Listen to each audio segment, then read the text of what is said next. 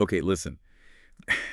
There's this undeniable pull, right? That feeling when the trail is calling or, the campsite beckons, or you just crave getting truly off the beaten path. Mm-hmm. Stepping into the outdoors, whether it's for a few hours or a few days, it's magic. But here's the thing. That wild beauty, it demands preparation. You can't just stroll out there hoping for the best. Exactly. Nature is incredible, but it's also, well, unpredictable. Being prepared isn't about fearing the outdoors, it's about respecting it and ensuring you can handle whatever comes your way, expected or unexpected. And that's precisely what this deep dive is all about, getting you ready for your next outdoor adventure by zeroing in on the absolute essentials. Right. We're talking foundational safety, the right gear to have your back, keeping your energy levels up, and even building confidence when you choose to head out solo. And we've pulled together a fantastic stack of sources to guide us today. We've got practical safety tips straight from a Max Hospital blog, a really thorough look at hiking equipment from Wikipedia, the expert advice on navigation from Gaia GPS, insightful tips specifically for solo adventurers from Explore magazine, a rundown of essential adventure travel gear from Outside Online, Lots of good stuff. a crucial deep dive into water purification from Aaron Exploring, and even a lively, real-world discussion from a Reddit thread about what backpackers actually eat on the trail. So our mission, to dig into these sources, pull out the most important nuggets, and, shape them into a practical, clear guide. Yeah.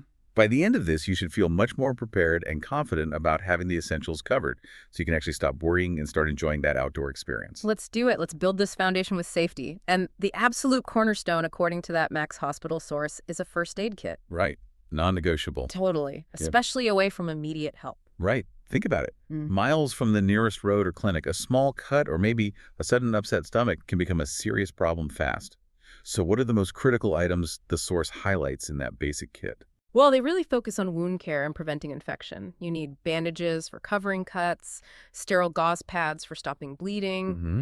antiseptic wipes to clean things up initially, and antibiotic ointment to keep infection at bay and help healing. Okay. And don't forget cotton balls or pads for cleaning and applying those ointments.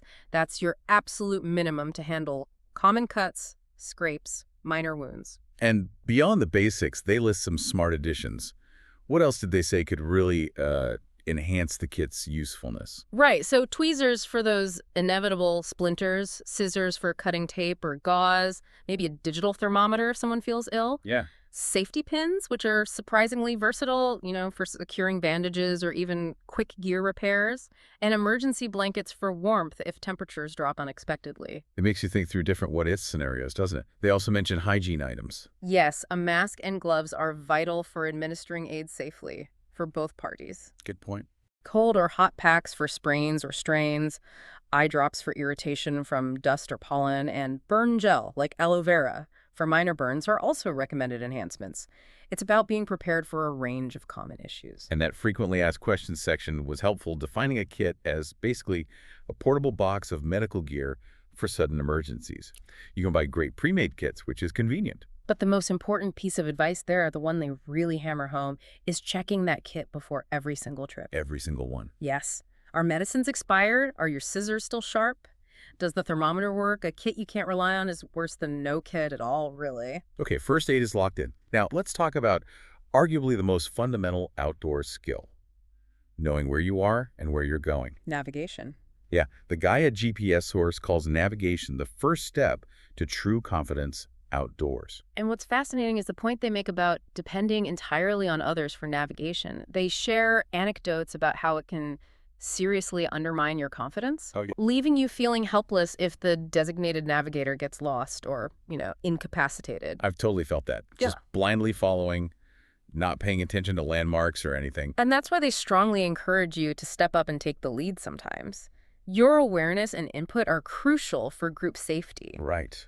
Relying solely on one expert, what they term the expert halo, well, it can lead to disaster if that person makes a mistake or is unable to lead. Emergencies can happen to anyone, Sure. and having multiple people who can navigate is a huge advantage. So if you're starting out and want to build that skill, what actionable steps does this source recommend? They say start with the absolute basics. Learn map and compass skills. The classics. Exactly. They emphasize hands-on instruction as best look for classes at local gear shops, outdoor clubs, or guiding services. Getting lost with a piece of paper and a magnet is a great way to learn how they actually work. Good point. Digital tools, too. Absolutely. Use GPS navigation apps. Gaia GPS, obviously, is mentioned as a powerful resource, especially because many work offline. Key. And serve as a valuable backup in emergencies, complementing your map and compass skills, not replacing them entirely. And the third tip felt kind of empowering. Just plan your own trip, even if it's a short local hike. Yes. Research the route yourself, plan it using maps and apps, and crucially, accept that you might make mistakes. Okay. They say messing up navigation in a safe, planned environment is how you learn. The key is to take safety precautions so minor errors don't become major problems. You gain so much confidence by actually doing the planning and navigating yourself. Building on that, the Wikipedia source on hiking equipment sort of broadens our view of preparedness. It makes the case that planning is absolutely crucial and needs to be tailored to the specific trip. Definitely. The duration, distance, activities, the environment, it all factors in. And they remind us of those foundational survival principles like the rule of threes. Right. Minutes without air, hours without shelter in harsh conditions, days without water, weeks without food. And those aren't just facts. They're the critical priorities your planning needs to address, right? Mm-hmm. What risks are you mitigating with each item you pack or skill you learn? Exactly. And the source lists key planning considerations that help you think through those risks. Trip length and how remote it is, your weight capacity, you have to carry it, medical needs for anyone in the group, potential weather conditions, including temperature extremes, sun exposure, rain, snow, or ice. The rain is huge, too. Totally. Trail conditions, cliffs, sand, swamps, river crossings. How does the environment itself present challenges? Right. And based on all that, what are your actual needs for shelter, clothing, water, and food? They even mention planning for protection from animals, which we should definitely get into. Yeah, we will. This structured thinking is why frameworks are helpful. The Mountaineer's 10 Essentials are a classic example, designed way back in the 1930s. Yes, and they're still incredibly relevant. It's not just a packing list. It's a system for responding to accidents or being unexpectedly stuck overnight. The 10 categories are navigation, map, compass, sun protection, sunglasses, sunscreen, insulation, extra clothing, illumination, headlamp, flashlight, Basics. first aid supplies, fire, matches, lighter, candle, repair kit tools, nutrition, extra food, hydration, extra water, and emergency shelter. It's a toolkit to handle a variety of unexpected situations. A solid checklist to mentally run through or physically check before you head out. Yeah. Speaking of the unexpected, let's acknowledge the inherent hazards of the outdoors. It's not a controlled environment. No, definitely not. The Wikipedia source lists a whole range, but our sources really converge on weather, challenging terrain, and perhaps most pressingly for many people, wildlife. And the U.S. Fish and Wildlife Service offers crucial tips here. What are the most basic rules they want everyone to know? Awareness is key, constantly scanning your surroundings. But the number one rule, emphasized strongly, is never feed wild animals. It habituates them to humans and leads to dangerous encounters. Also, keep your camping area meticulously clean, wash utensils immediately, store food and garbage properly in airtight containers, maybe even use bear canisters if required, Right. and report any wildlife attacks to emergency services. Okay, let's talk about those specific, potentially intimidating encounters. Bears, for example. What does the source advise? They say look for signs of bears before you see one. Crushed plants, scat, tracks. The observant. Yeah. Make noise while hiking, especially in thick brush clap, sing, talk loudly. Travel in groups if possible. If you see a bear, stand still, stay calm, and back away slowly if it hasn't noticed you. And cubs. Never approach cubs. The mother is always nearby and protective. If a bear is aware of you, talk calmly so it recognizes you as human and not prey. Proper food storage is vital to prevent attraction in the first place. And the classic, terrifying moment of charge. What's the guidance then? Okay, the most crucial distinction, never run from a bear. They can sprint at up to 40 miles per hour. You won't win that race. For a defensive charge where the bear feels threatened, maybe protecting cubs or food, stand your ground and use bear spray if you have it. Okay. If knocked down by a defensive bear, play dead roll onto your stomach, protect your neck, and stay still. However, if it's a black bear attack that seems predatory, do not play dead. fight back aggressively and try to escape. Wow, that distinction is really important. Vital. Yeah, knowing the difference in reaction is potentially life-saving. What about mountain lions? They always sound so stealthy. They are elusive and typically avoid humans. The safety tips focus on not provoking an encounter. Hike, bike, or jog in groups. Supervise children very closely. Avoid dawn, dusk, and night when they're most active. Makes sense. Do not approach one if you see it. And like bears, do not run it. Triggers their chase instinct. Also, they say don't crouch or bend over. Apparently, a standing human doesn't look like typical prey. So make yourself big. Exactly. The advice is to appear larger, raise your arms, wave a jacket, pick up small children if they're with you, speak firmly and loudly, throw objects if necessary, remain standing. Don't back down. Right. And if attacked, fight back with everything you've got. And alligators, especially down south, you hear stories. Yeah, they can be inconspicuous just below the water surface.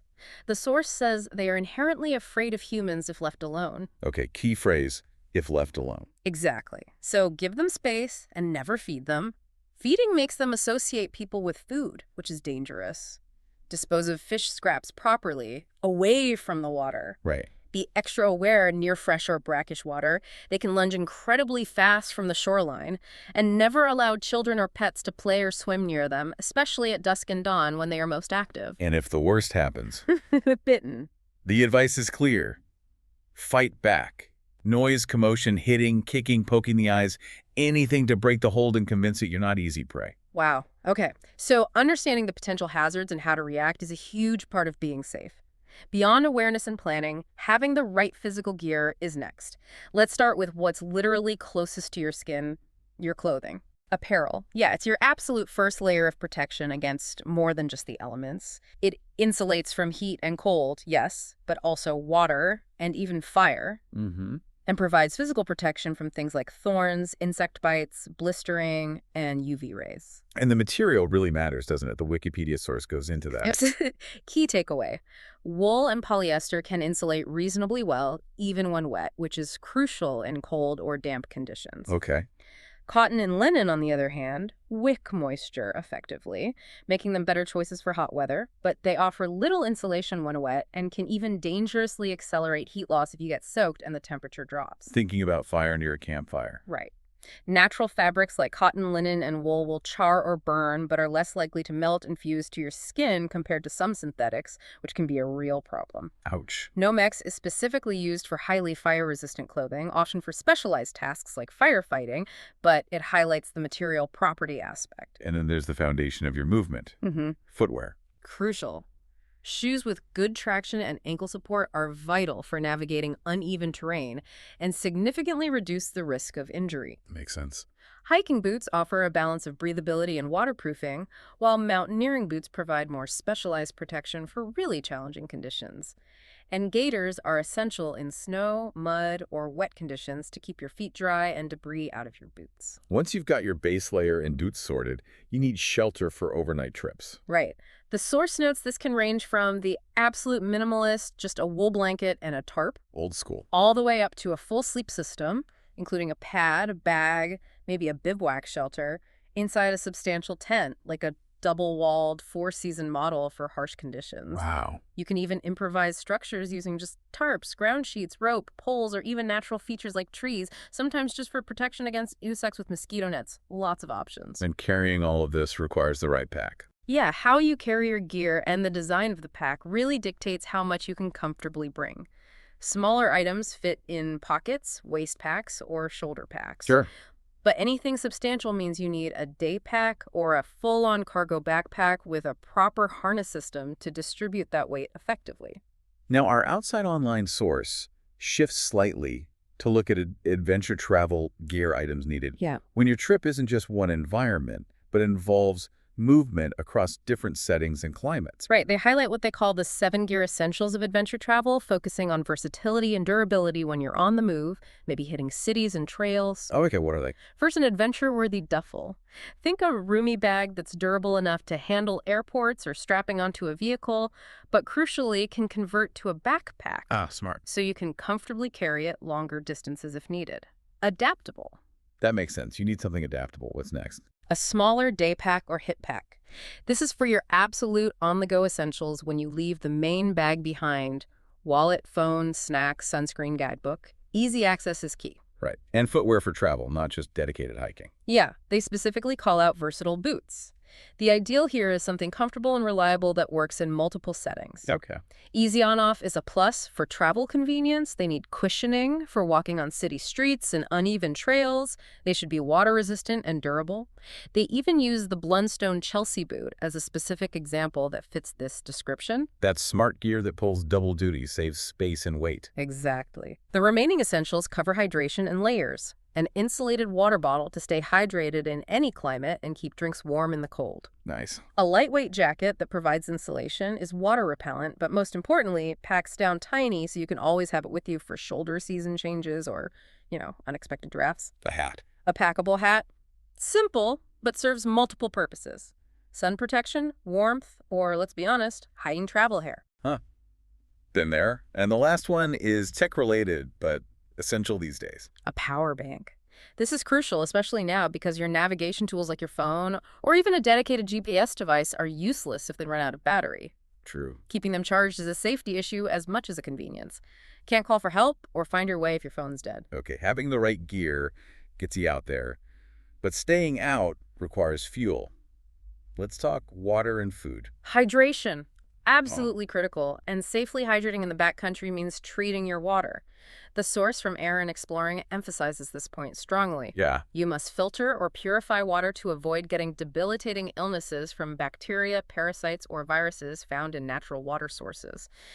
Getting hit with Giardia miles from anywhere is not an experience you want. Definitely not. They suggest carrying both a filter and a purification method, which seems like a built-in-suspenders approach, but maybe a good one. It's a smart backup plan, yeah.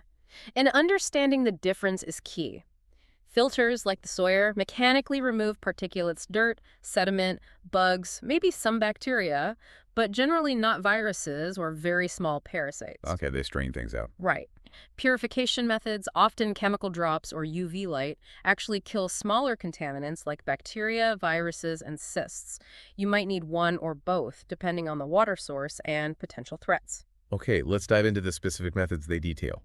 First, the Sawyer filters. The Sawyer squeeze and micro squeeze are very popular, especially with through hikers. Pros, they twist onto standard water bottles, like smart water bottles, are relatively fast initially. Convenient. And work well even with murkier water because you can back flush them to clear clogs and maintain flow. Cons. The flow rate will slow over time. The O-ring can sometimes leak. They can freeze, which ruins the filter. You have to keep them warm in freezing temps. Critical point. And you need to be careful to keep the clean output end from touching contaminated water. The micro is lighter, but has a slower flow than the standard squeeze. Then there's the Ketidin-Befree. The Ketidin-Befree is a filter integrated into a soft bottle. Pros. It's super fast with clear flowing water, very easy to use. The filter is replaceable. The 1-liter bottle is convenient and stashes easily. Sounds good, but cons. Cons. It clogs very easily with any sediment or gunk. The soft bottle is prone to punctures, and it uses a specific thread size, so if the bottle breaks, you can't easily use the filter with another standard bottle. Problem. Like the Sawyer, it can freeze, and you can't really back flush it effectively when it clogs. So the Sawyer seems maybe better for uncertain water, and the Ketidin for clear, reliable sources. That's a good way to think about it, yeah. Yeah. And then for purification, there's Aquamira. Aquamira water treatment uses chlorine dioxide drops. Pros. It kills a wide range of nasties, including viruses, bacteria, and cysts like Giardia and norovirus, which filters often miss. Kills viruses, that's a big one. Huge. It doesn't leave the unpleasant iodine taste, works effectively in all water conditions, is incredibly lightweight, compact, has a long shelf life, and is an excellent backup. Cons. It requires time. You mix the two parts and wait 5 minutes, then add to your water and wait at least 15 minutes. Plan ahead. Or longer in cold water, maybe up to 30 minutes. It doesn't filter out particulates, so you might need a pre-filter like a bandana or use it after filtering. And you don't get immediate water like with a filter. So using their summary, Sawyer's great for longer trips or when water sources might be murky. Sure. Ketidin is fantastic if you have clear, fast-flowing water sources. And Aquamira is your friend when you're moving fast and can't stop for filtering, or essential as a backup, particularly because it kills viruses. Exactly. And their crucial pro tip that is often overlooked: always clean or sanitize your hands after souping water from a potentially contaminated source before handling your clean bottle or food. Good hygiene. It's so easy to recontaminate everything. And yes, always carry a backup method. If your filter clogs, freezes, or breaks, you need another way to treat water. Period. Wise advice. Hydration secured. Now, for the other half of fueling food, we pulled some real-world insights from a Reddit discussion where backpackers debated what they actually eat on multi-day trips. Yeah, this was fun. It's clear there are two main camps. Mhm. The ultralight minimalists who prioritize convenience and weight above all else. Just add water. And those who are willing to carry a bit more for better taste and morale. Food enjoyment is a factor. Okay, what are some of the common, simple, lightweight go-tos? Well, oatmeal for breakfast, lots of trail mix, granola bars, instant coffee, or drink crystals for electrolytes. Standard stuff? For meals, things like dry beans, rice, instant mashed potatoes, powdered milk, canned tuna, or those foil pouches. Ramen, which people get surprisingly creative with, adding curry powder, coconut cream powder, or peanut butter powder. Interesting ramen hack. Yeah. Couscous and quick grits or polenta are also popular fast cooking options. And of course, loads of dried fruit and nuts, calorie dense.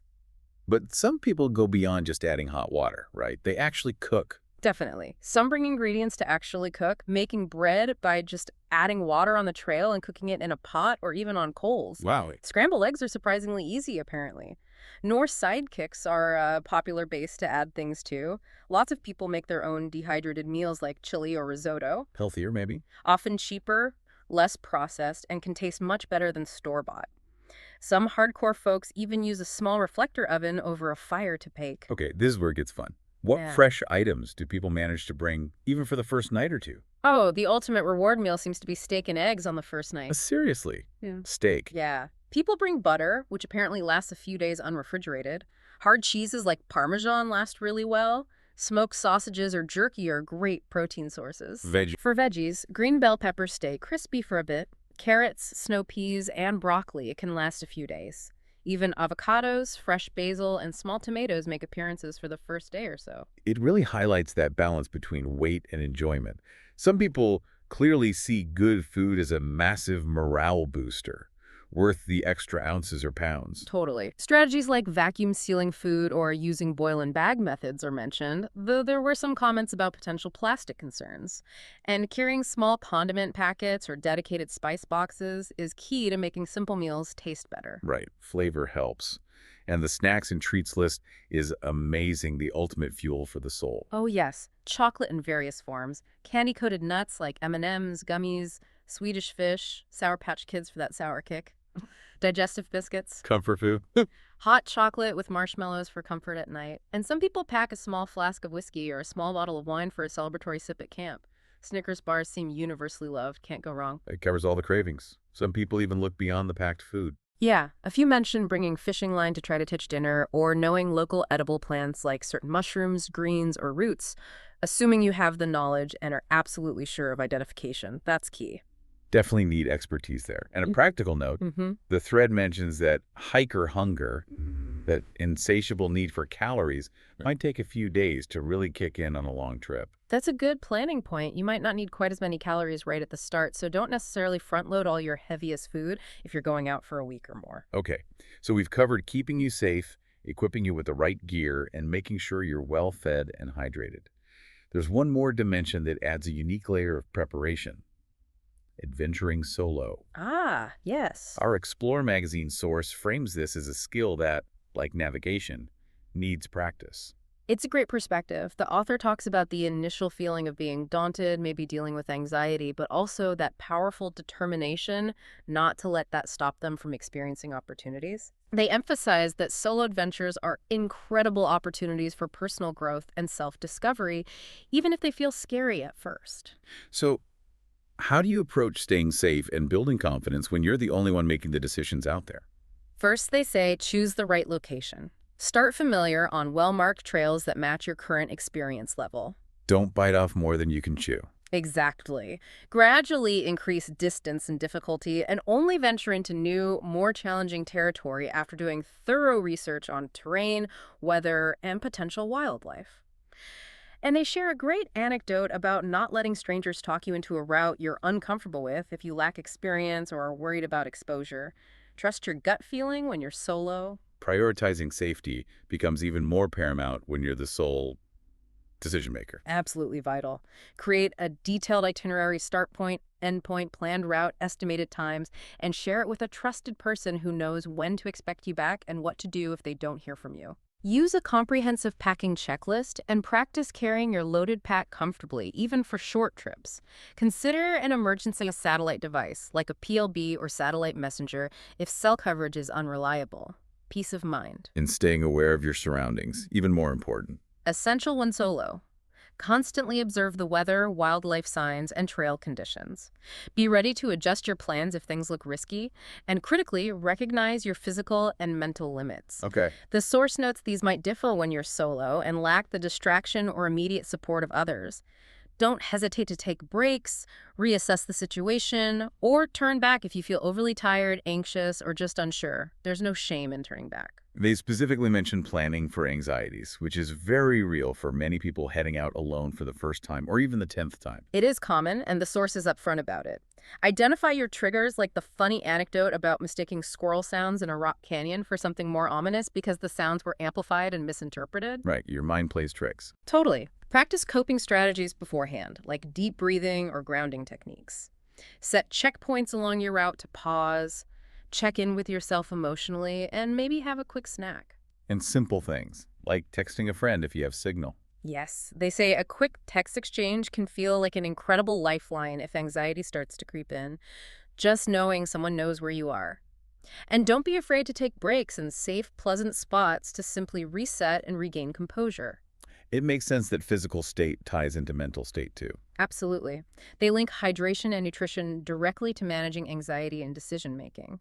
Dehydration or low blood sugar can definitely worsen anxious feelings and impair judgment. Good reminder. Set reminders to drink if needed, and pack easy-to-eat snacks to keep your energy and mood stable.